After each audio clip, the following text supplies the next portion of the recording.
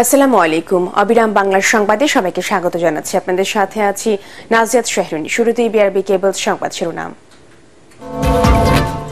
খুলনার ৩ উপজেলায় আওয়ামী লীগের স্বতন্ত্র প্রার্থীদের মধ্যে চলছে মূল প্রতিদ্বন্দ্বিতা। দলীয় প্রভাব মুক্ত ভোট হওয়া নিয়ে সংশয়ে প্রার্থীরা।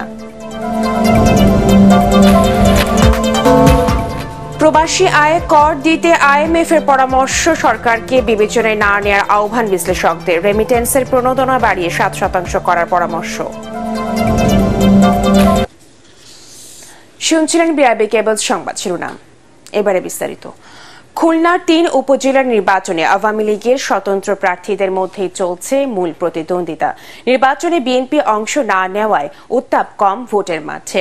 তবে পেশি শক্তি ও দলীয় প্রভাব মুক্ত ভোট হওয়া নিয়ে সংশয়ে প্রার্থীরা। খুলনা থেকে এস এম হাবিবের রিপোর্ট, জানাচ্ছেন একরামুল হক সায়েম।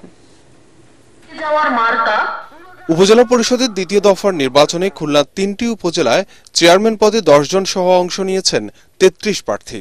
তাদের প্রায় ৯৫%ই আওয়ামী লীগ এবং অঙ্গ ও সহযোগী সংগঠনের নেতা।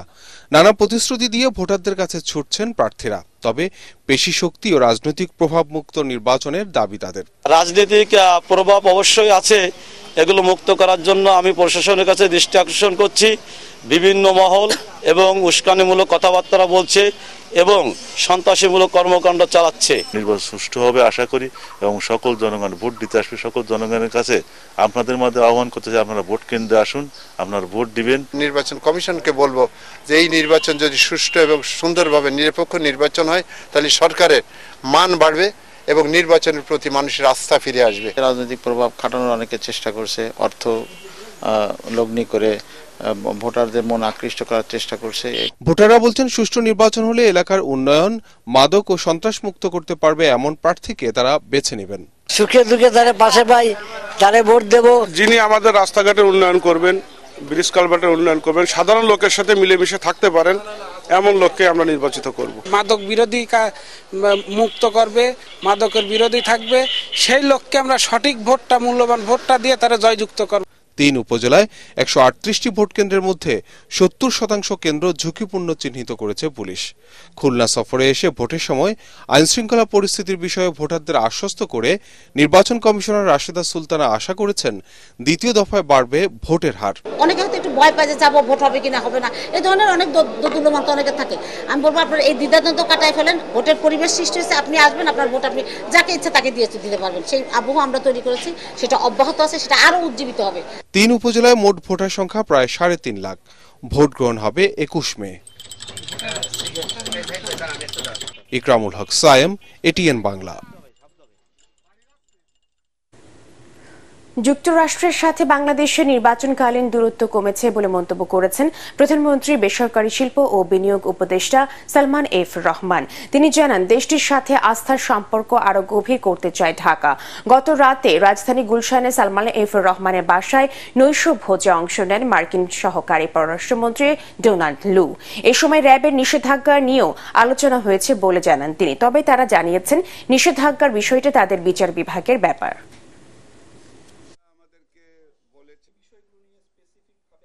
ওনারা যেটা আমাদেরকে বলেছেন যে ওনারা চাচ্ছেন যে ইলেকশনের পরে যে ওনারা আমাদের মধ্যে আমাদের সম্পর্কটা তারা আরো ভালো করতে চান। প্রবাসী আয়ের উপর কর আরোপ করতে আন্তর্জাতিক মুদ্রা তহবিল আইএমএফ এর পরামর্শ সরকারকে বিবেচনায় না নেওয়ার আহ্বান জানিয়েছেন বিশ্লেষকরা। তাদের আশঙ্কা, বর্তমান প্রেক্ষাপটে বিদেশি এই সংস্থার পরামর্শ মানলে দেশের রেমিটেন্স প্রবাহ কমবে এবং বাড়বে হুন্ডি। বিদেশি ঋণ ও আমদানি ব্যয় মেটাতে বেশি পরিমাণে রেমিটেন্সের যোগান নিশ্চিতে আগামী বাজেটে প্রণোদনার হার ৭% করার পরামর্শ দেন তারা। আরও জানাচ্ছেন ইমদাদুল্লাহ বাবু। বাংলাদেশকে ঋণ দিতে রাজস্ব, আর্থিক, জ্বালানি ও সামাজিক নিরাপত্তা খাত সংস্কারের শর্ত দিয়েছে আন্তর্জাতিক মুদ্রা তহবিল আইএমএফ। এর অংশ হিসেবে অভ্যন্তরীণ সম্পদের উৎস বাড়াতে প্রবাসী আয়ে কর আরোপ এবং বিভিন্ন বন্ড সুবিধা বাতিলেরও প্রস্তাব সংস্থাটির। জাতীয় রাজস্ব বোর্ড এনবিআর এই সিদ্ধান্ত মেনে নিলে বিশ্বের ১৬৯টি দেশে কর্মরত ১ কোটিরও বেশি প্রবাসী কর্মীকে কর দিতে হবে।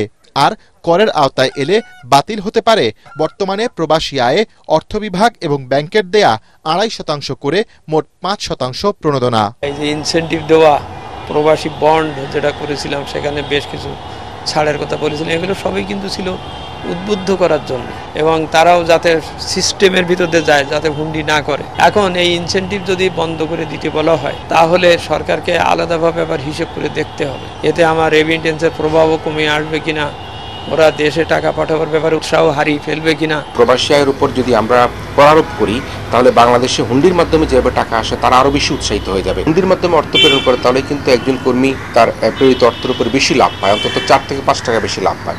আবার হুন্ডিওয়ালারা সেই টাকাটা কিন্তু তারা বাড়ি বাড়ি গিয়ে পৌঁছে দেয়। সুতরাং এই যে প্রবাসী আয়ের উপর করার বিষয়টি, এটা একটা বড় একটা রাজনৈতিক সিদ্ধান্ত। 1 কোটি প্রবাসী পরিবারের কিন্তু কমপক্ষে 4-5 জন করে ব্যক্তি বাংলাদেশে থাকে এবং এই 5-7 কোটি লোকের মতো অন্তপক্ষে 2-3 কোটি লোক কিন্তু ভোটার, তাহলে কিন্তু সেখানে ভোটও কিন্তু একটা সরকারের প্রতি একটা নেগেটিভ অ্যাপ্রোচ তৈরি হতে পারে। গার্মেন্টস সেক্টরকে ছাড়িয়ে এখন বছরে গড়ে 21 বিলিয়ন মার্কিন ডলার প্রবাসী আয় পাঠাচ্ছেন কর্মীরা।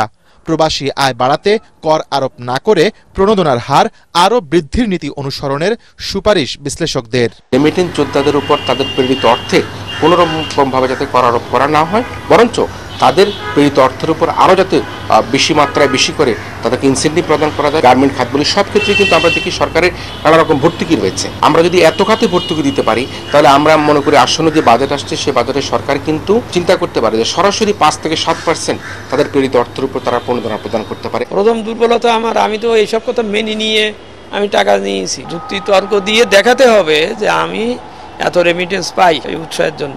আমি যদি এখন এটা কর আরোপ করি তাহলে আমার এত কমে যাবে।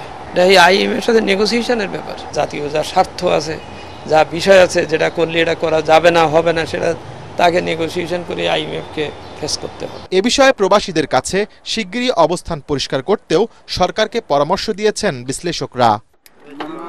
ইমদাদুল্লাহ বাবু, ATN বাংলা, ঢাকা। এসএসসিতে বরাবরের মতো সাফল্য ধরে রেখেছে যশোরের আকিজ কলেজিয়েট স্কুল। এবছর ফলাফলে জেলায় 2য় অবস্থানে আছে প্রতিষ্ঠানটি। শিক্ষকদের অক্লান্ত পরিশ্রম ও শিক্ষার্থীদের কঠিন অধ্যবসায়ই ভালো ফলাফলের কারণ বলে জানান কলেজ কর্তৃপক্ষ। যশোর থেকে তামান্না ফারজানার পাঠানো রিপোর্ট জানাচ্ছেন তামান্না জেনিফার।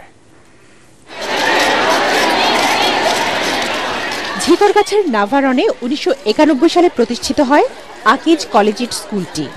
প্রতিষ্ঠার পর থেকেই এসএসসি ও এইচএসসি পরীক্ষায় ভালো ফলাফল করে আসছে এই বিদ্যাপীঠ। চলতি বছর এসএসসি পরীক্ষায় মোট 137 জন শিক্ষার্থীর মধ্যে জিপিএ 5 পেয়েছে 117 জন, এ পেয়েছে 20 জন। এর মধ্যে মানবিক বিভাগে 24 জন শিক্ষার্থীর মধ্যে জিপিএ 5 13 জনের, এ 11 জন। বিজ্ঞান বিভাগে 105 জনের মধ্যে 101 জনই পেয়েছে জিপিএ 5 এবং 4 জন এ। ব্যবসায় শিক্ষা বিভাগে 8 শিক্ষার্থীর 3 জন জিপিএ 5 আর 5 জন এ। যদিও শিক্ষক মণ্ডলী আমাদেরকে প্রচুর সাহায্য করেছেন এবং তাদের জন্য আমরা এত ভালো ফলাফল করতে পেরেছি। পড়ার সিস্টেমটা এমন যে কেউ এখান থেকে পড়ে খুব ভালো একটা ফলাফল নিয়ে যে কোনো ভালো জায়গায় চান্স পেতে পারে। অত্র বিদ্যালয়ের শিক্ষক মণ্ডলীর সুনিবিড় পরিচর্যায় অত্র প্রতিষ্ঠান থেকে সকল ছেলে মেয়ে ভালো ফলাফল অর্জন করে। ফলাফলের এই ধারাবাহিকতা বজায় রাখার পেছনে বিভিন্ন পদক্ষেপ নেওয়ার কথা জানালেন কোঅর্ডিনেটর। আমাদের বিশেষ কারিকুলাম এবং আমাদের যে সভাপতি মহোদয় আছেন তার নির্দেশনা মতো আমরা সবসময় পাঠ্যদান করে থাকি।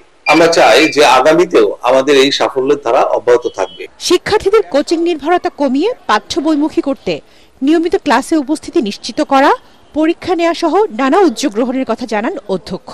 ক্লাসে পড়া আমরা ক্লাসে সম্পন্ন করার চেষ্টা করি আর অভিভাবকদের সাথে আমরা নিয়মিত যোগাযোগ করি। শিক্ষার্থীরা শিক্ষকদের কথা অক্ষরে অক্ষরে মেনে চলে এবং তাদেরকে ফলো করে। বর্তমানে প্রতিষ্ঠানটি পরিচালনা করছে আদ্দিন ফাউন্ডেশন।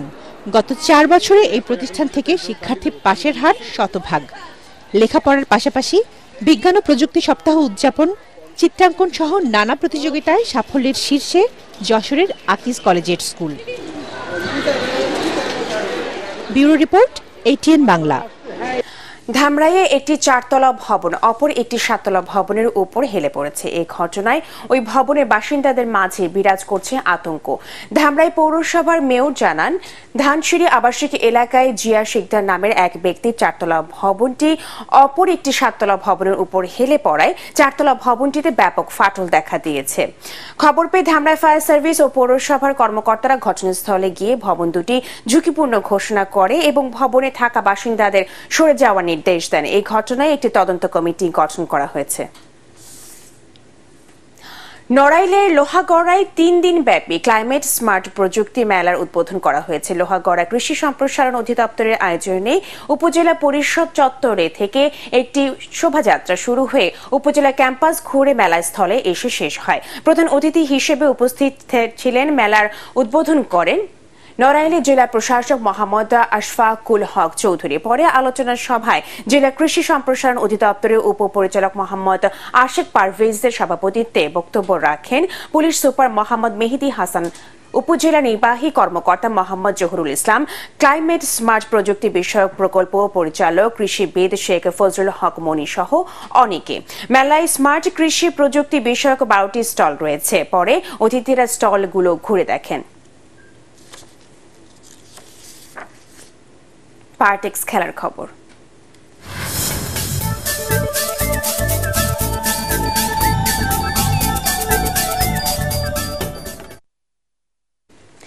টটেনহামকে 2-0 গোলে হারিয়ে প্রিমিয়ার লিগ শিরোপা জয়েরা আরও কাছে চলে গেছে ম্যানচেস্টার সিটি। আর্সেনালকে টপকে পয়েন্ট তালিকার শীর্ষে উঠেছে পেপ গার্দিওলার দল। 19 নভেম্বর ওয়েস্ট হামকে হারালেই টানা 4র্থ লিগ শিরোপা জিতবে তারা। প্রতিপক্ষের মাঠে 52 মিনিটে দলকে এগিয়ে নেন আর্লিং হল্যান্ড। সে গোল শোধের সুযোগ পেয়ে যায় টটেনহাম। ম্যাচের 86 মিনিটে সিটির বদলে গোলকিপার স্টেফান ওকটেকাকে একা পেয়ে যান ইউন মিন সন, কিন্তু তাকে গোল পেতে দেননি জার্মান গোলরক্ষক। সনের মিসের পর যোগ করার সময় পেনাল্টিতে নিজের ও দলের দ্বিতীয় গোল করে জয় নিশ্চিত করেন হল্যান্ড। শেষ করার আগে বিআরবি কেবল সংবাদ শিরোনামগুলো জানিয়ে দেব আরও একবার। খুলনার 3 উপজেলা আওয়ামী লীগের স্বতন্ত্র প্রার্থীদের মধ্যে চলছে মূল প্রতিদ্বন্দ্বিতা। দলীয় প্রভাব মুক্ত ভোট হওয়া নিয়ে সংশয়ে প্রার্থীরা। প্রবাসী আয় কর দিতে আইএমএফ এর পরামর্শ সরকারকে বিবেচনায় না নেওয়ার আহ্বান বিশ্লেষকদের। রেমিটেন্স প্রণোদনা বাড়িয়ে 7% করার পরামর্শ। পরবর্তী সংবাদ দেখার আমন্ত্রণ জানিয়ে এখনকার মতো শেষ করছি 18 বাংলার সংবাদ। ইউটিউবে দেখতে ব্রাউজ করুন youtube/18 বাংলা নিউজ। ধন্যবাদ সবাইকে।